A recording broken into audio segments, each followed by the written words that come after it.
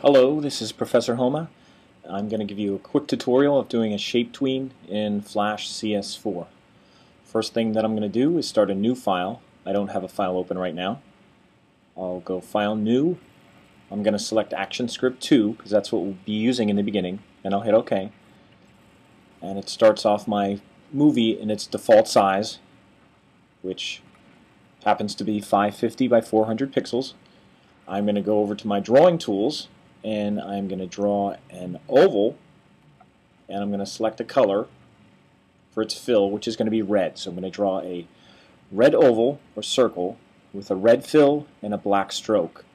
I'm going to put on object drawing so that when I draw my shape it'll keep the stroke and fill together.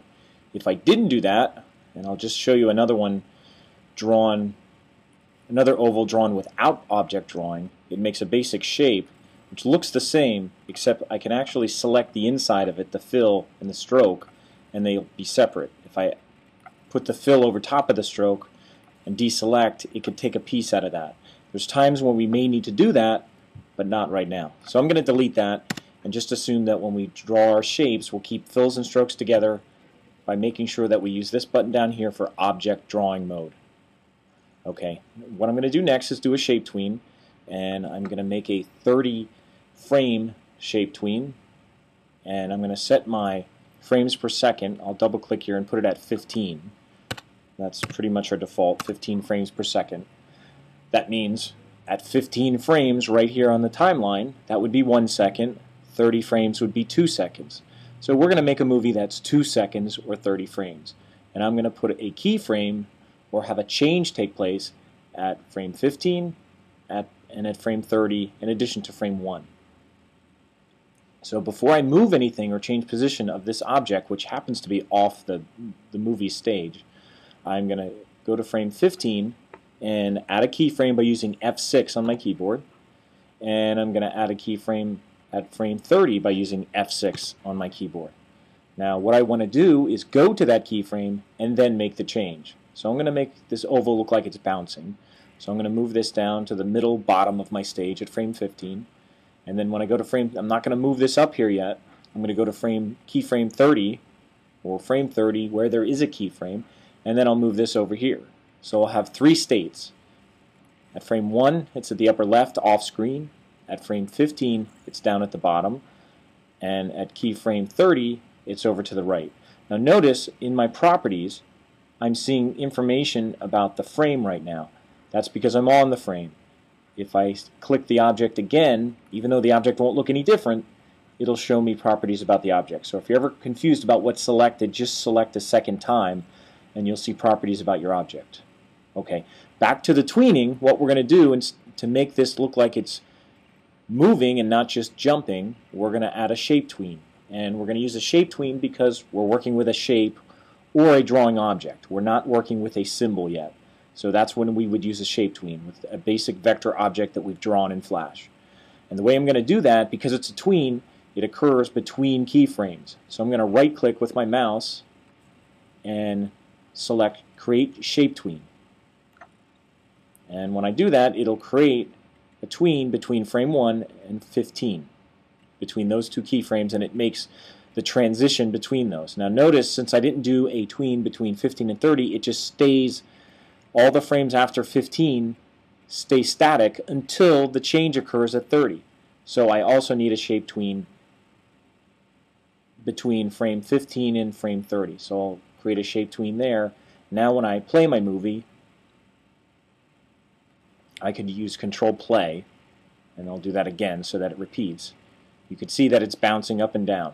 You can also see your movie, if you test movie, it actually shows it in a kind of mini Flash player, and it creates an SWF file. I didn't save it as anything yet, so it's just calling it Untitled2.swf.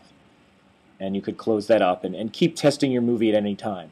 You can turn off your tweens. I could go here and say Remove Tween by selecting it, and I'll remove tween, and now it's back the way it was, with just its changes occurring on each keyframe. The reason I did that is just to show that I don't have to tween between 2 keyframes one at a time. I can select the entire layer by selecting right on the name Layer 1, and then if I right click, and do create shape tween, it'll do it for the whole span that I have working there. So that's my shape tween. And also with the shape tween, note that as I go to each keyframe, I can make a change occur even after I just made movement changes occur. So far we changed position, but I could go to my middle keyframe and I could use the free transform tool and I could scale this object up very large, and I'll test my movie now, and you'll see that my shape tween has now been changed and updated so that it's now tweening from a small circle to a larger circle back to a small one again. And I could change other things at each keyframe. I could change the color of this to be green. And now when I test my movie, it will transition from red to a green big circle back to a red small circle again. And I can make changes at any keyframe and they'll update as I go. You can also use your playhead up top of the on top of the timeline to just kind of move back and forth to watch what's happening. You can kind of do it in slow motion. Okay, you can also, if I went on my last keyframe, I could, if I wanted to, delete this, and let's say I just wanted to draw a blue rectangle. I could. And the shape tween will still, notice there's no dotted line, this is still a solid arrow, that means it's working. And now what would happen is it actually tweens from a red circle to a larger green circle, now back to a blue rectangle. So shape tweens can do very simple morphs from shape to shape. Nothing too complex, even if you do something as simple as adding a second shape on this last keyframe. I'm gonna add an oval that's yellow, and I'll just draw it down here. And that nothing happened to my shape tween. It's still going to work.